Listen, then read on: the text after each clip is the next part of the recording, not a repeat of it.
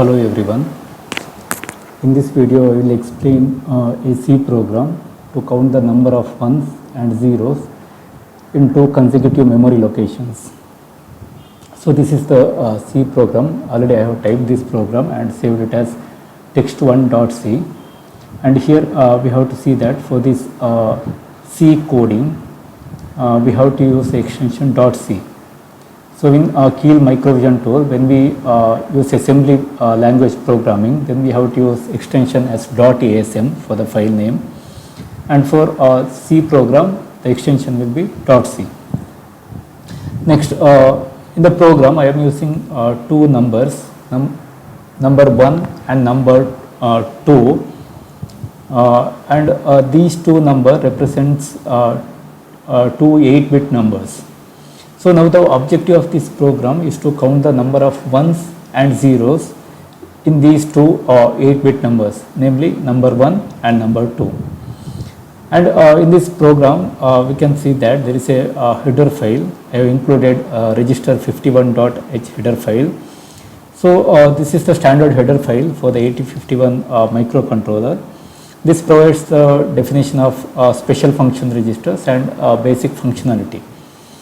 And then here in the program I am defining variables. So unsigned character number 1 and number 2 are defined here. These are the 8-bit variables which stores hexadecimal numbers. Then I am defining variable I. This is basically a loop variable for iteration, and this iterates over 8 bits of each number. And then there are two variables named as count 1's and count 0's. These two variables are used to hold the number of 1's and number of 0's in both the numbers. And next here values are assigned. Number 1 equal to hexadecimal F4. So value is assigned here to the number 1, and equivalent binary is 11110100. So there are 5 1's and 3 0's in the first number. Similarly, the value 53 is assigned to number 2, and in terms of binary it is 01010011. So here we can see that there are 4 0's and 4 1's. Now using this program, C program, I have to count how many 1's are there and how many 0's are there in each, in these two numbers. So in the next step we should count how many 1's and how many 0's are present in these two numbers. So for that purpose a for loop is used here. So in this for loop I is initialized as 0, and then condition is given here, test condition I less than 8 and I plus plus. So here this loop runs 8 times. So for I equal to 0 up to I equal to 7.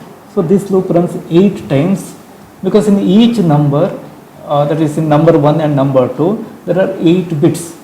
So for each iteration the code checks 1 bit at a time. So in 8 iterations all the 8 bits are tested whether it is 1 or 0. And next we have to check each bit of the number 1 and then each bit of number 2. Then we have to find the total number of 1's and total number of 0's. Next, to check each bit of number 1, this if else loop is used here. Now condition is if number 1 and 1 left shifted by I not equal to 0. So if the result is non-zero, then count 1's plus plus. So we are considering it as bit 1 here, so it is incremented. Otherwise if it is equal to 0, then count 0's plus plus. So we are considering it as 0's. Now here this 1 left shifted by I means bit 1 it is shifted to the left by I positions.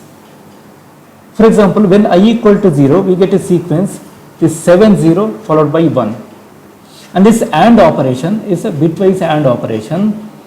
Therefore we are performing this operation, AND operation, number 1 and 1 left shifted by I, to check if the ith bit of number 1 is 1 or 0. So when I equal to 0 we have this sequence here for 1 left shifted I, and this is our number 1. Perform bitwise AND operation. What's the result? Result is 0. Therefore, this condition is violated. Not equal to 0 condition is violated. Therefore, this else part, this is true. Therefore, it is 0. So, count underscore 0 is incremented now. Next take this I as 1. We get 6 zeros, then 1, then 0. We get this sequence. Take bitwise logical AND operation of this sequence with number 1. Again we are getting 0. Therefore, this condition is not satisfied. So, count 1's is not incremented. Instead, count 0 is incremented. Now, there are 2 zeros. Next, take I equal to 2. Now, we get 5 zeros, then 1, 2 zeros. Take bitwise AND operation of this sequence with F4, this value. Now, what we get? We get result as non-zero value. So, if it is non-zero, this condition is satisfied now. So, count 1's is incremented. Likewise, it is tested for all the cases. In each iteration, we are checking the corresponding bit, whether it is 1 or 0, and then we are incrementing either count 1's or count 0's. So, once this step is done, then we have to check number of 1's and 0's in the second number. So, the same procedure is repeated till here, number 2 also. Now, once these two if-else loops are completed, now we get total number of 1's and total number of 0's, and these values are stored in the count underscore 1's and count underscore 0's variables. Now, at the end here we have infinite while loop. So, this is used to prevent program termination. So, this is the program logic. Next, to simulate this program, first let us build the target. So, there are no errors. Start the debug session. Next, to check the output, we have to select watch and call stack window here. So, this is the corresponding window. Next, run the program. Next, halt.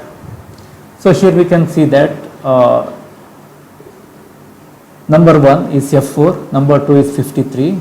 So, after simulation, count 1's and 0's are updated. There are 9 1's and 7 0's. So, this is the program, C program, which we can use to count number of 1's and number of 0's